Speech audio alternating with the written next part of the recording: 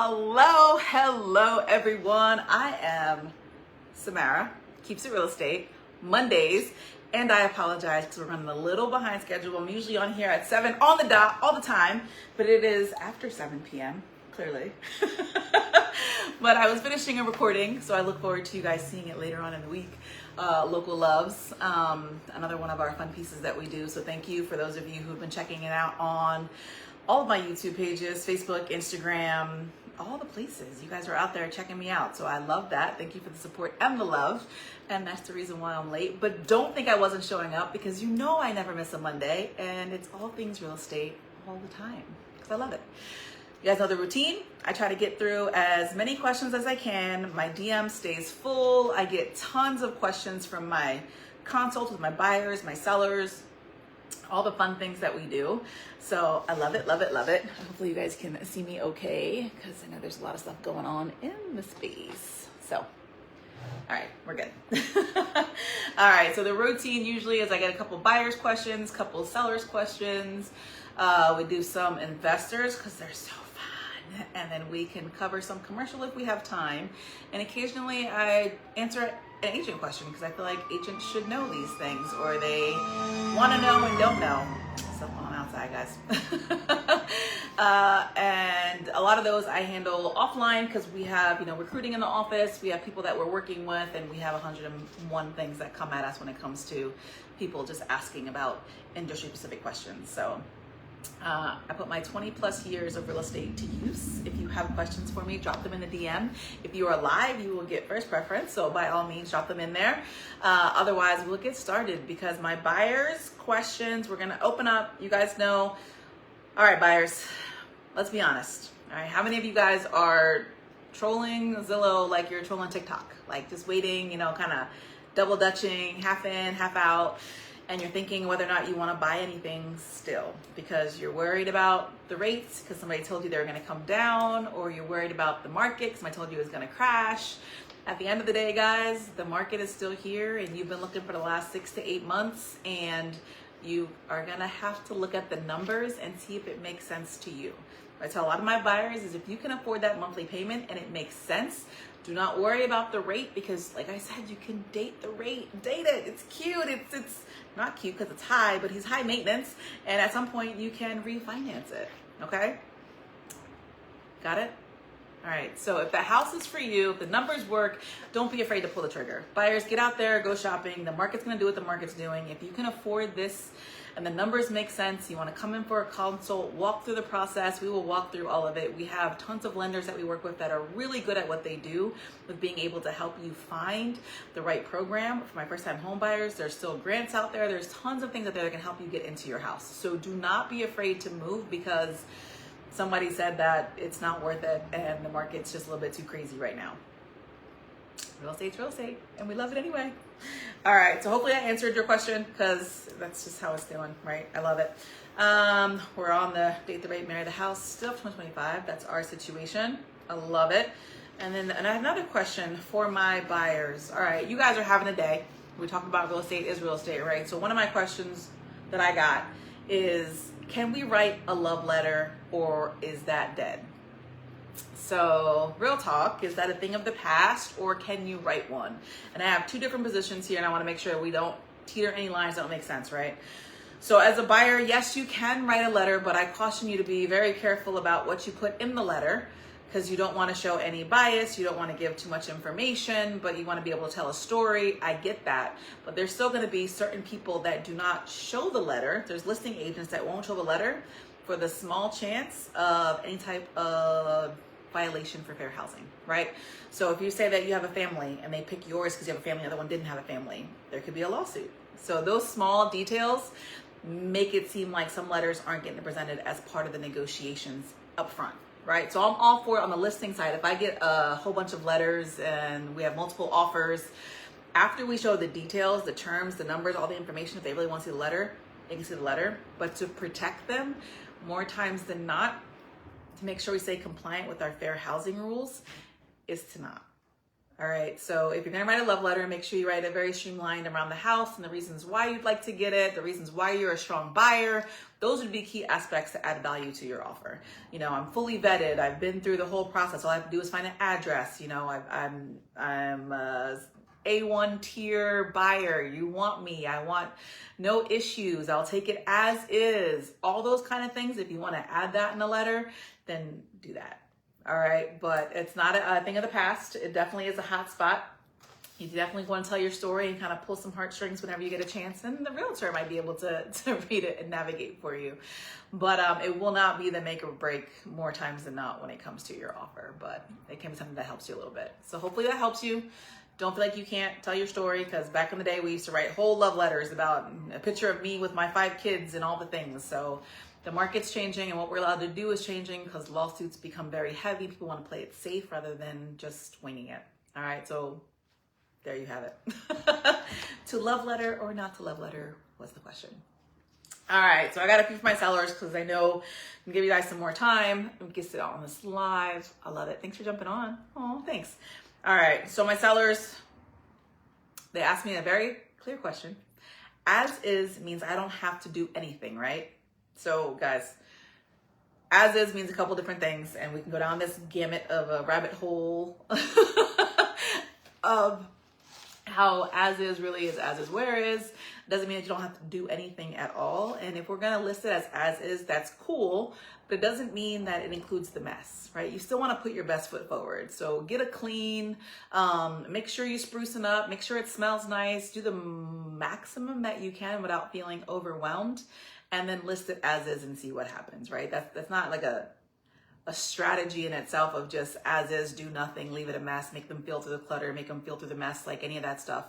As is just means anything fundamentally that's going to be a problem with the house, such as like the mechanicals, like the water heater's about to go, things like that, you don't plan on repairing it. So it's not doing the construction work as is, but you should actually put the effort in to still make sure that it's as decluttered as can be, as streamlined as can be, and as clean as it can be to help you move your property a little bit faster. All right, so as is definitely is as is. You can sell it with the terms and so forth. And some houses that are 100% look beautiful inside and are still as is, meaning don't ask me for anything, I'm not giving you anything, right? So there's a whole strategy in that in itself, all right? So that's a really good question, because I feel like sometimes sellers get wrapped up in the world of I'm not doing anything, I'm listing it as is. And then you also want to be really mindful of, we might say it's as is, but if the inspection comes back and something is fixable, we rarely blow up deals for $1,000 when you could actually either offer a credit or you can just repair it. So different things to keep in mind. So I want my sellers to be fluid when they hear the word as is, and to still present in the best light possible. So keep that in mind. Good question. Oh, you guys are great. Let me keep it my toes. Let me do all the things. Let's see. All right. This one was a good one, because that means somebody was reading my book. They actually said they read my book. So thank you for reading my book.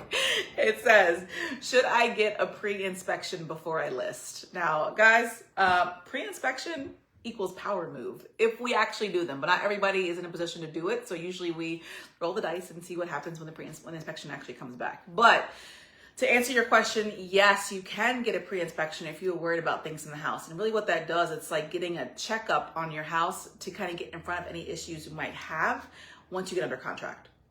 So what we'll do is we'll get an inspector out there. They'll look at your house, kind of like looking under your hood, saying like, okay, well, this is probably going to come up because it's currently not functioning. This might show up because it doesn't do this, and kind of bring to light all the possible checklist items that we might see from a buyer's home inspection, and getting in front of it so you can tell the story and not the inspector telling the story. So that's a really good nugget if you have the bandwidth to do that. We have tons of inspectors that we leverage and that we utilize. So if you want to get a pre-inspection before you list, which is before you actually go live, we can definitely do that. And I think that's a great question. And thank you for reading the book, because there is so many things in that book that they don't want you to know. You probably really list it without any help.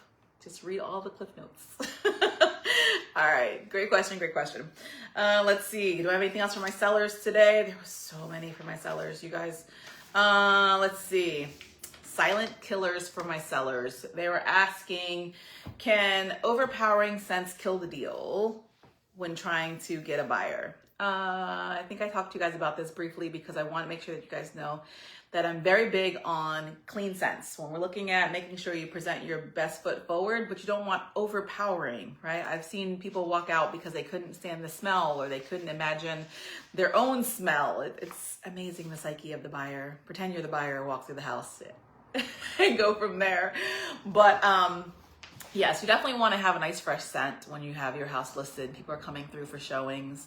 If you have pets, make sure you are, deodorizing appropriately and that people can walk in and have a mindset to be able to see their own stuff, smell their own stuff, and just be really free to look around without feeling like an overpowering smell or mess or clutter or any of the things, right? You guys are like show ready. I always say get into the psyche of a buyer, because you guys know if you're listing a house and you are going to go look at houses, how picky that we actually are. Those same picky mindsets are coming in your house. So make sure that you are comfortable with what you're getting, all right? Or what you're showing. All right, so myself, I hope we got covered.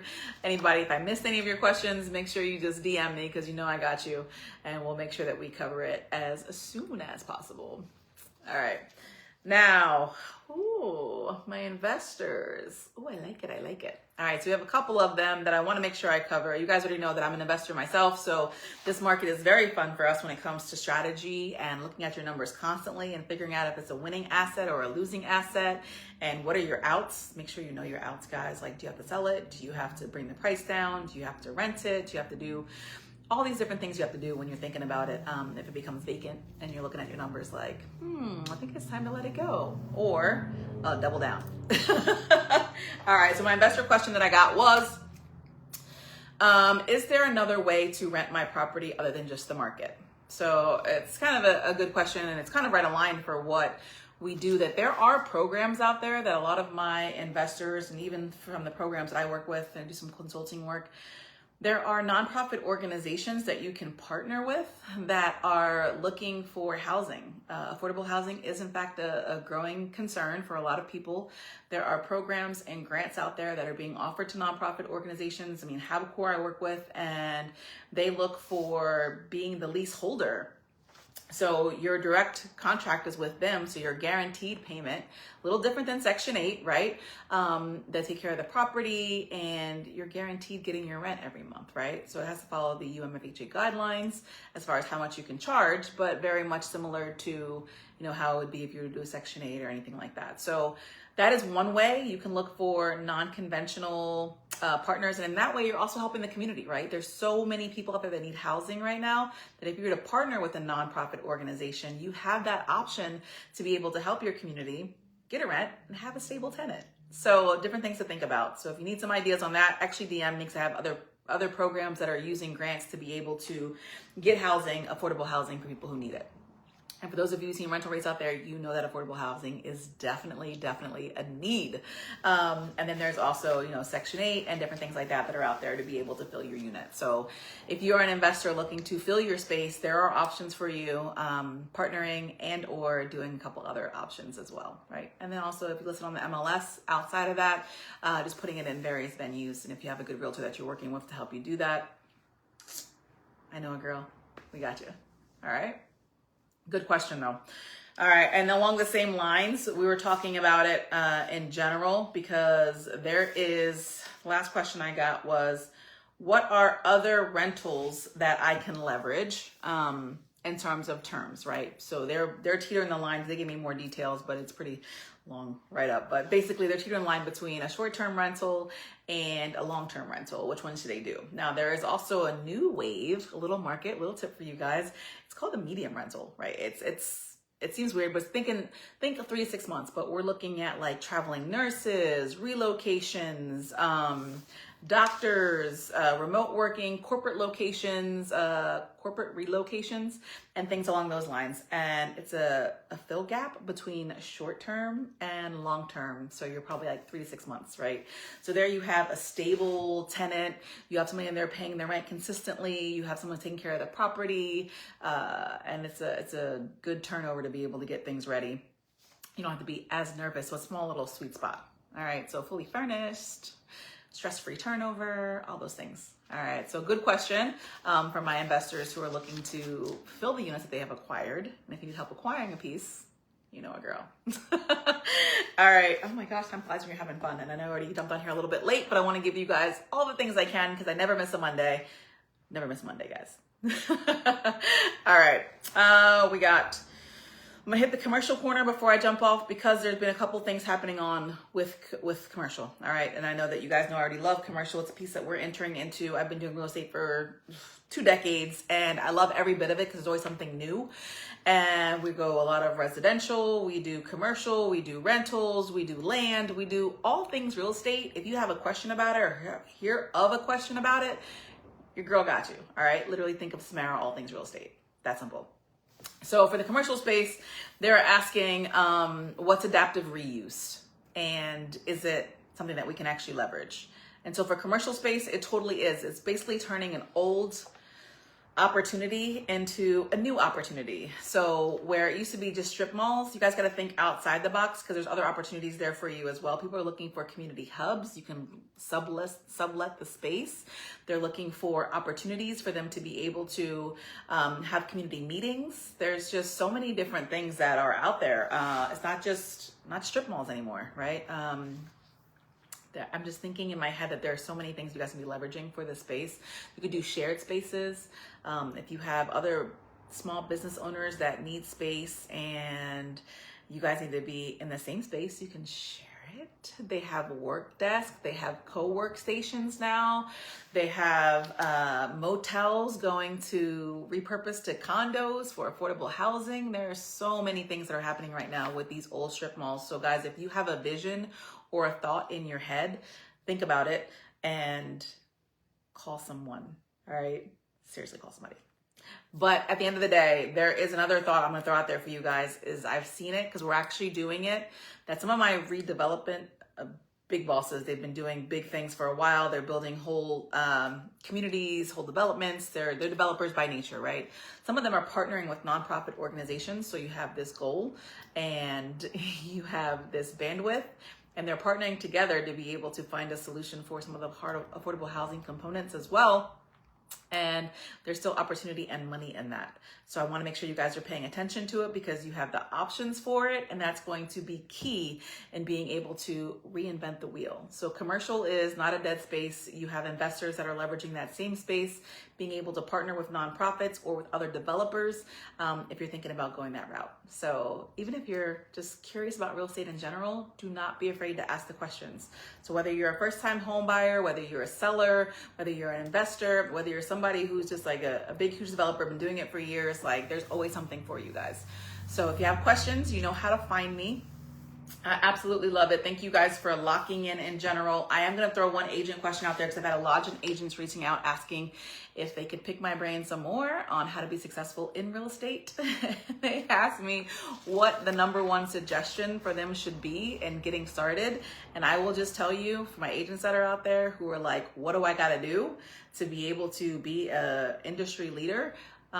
Don't be a secret agent. Okay, you're not being bossy, you're not being, overbearing by sharing the things that you do, but come from a place of service. I'm big on education. I educate my sellers, my buyers, anyone who asks questions. I'm very free on education because I think it's important. You're navigating one of the biggest vehicles of possibly your life, right? You're talking about real estate here.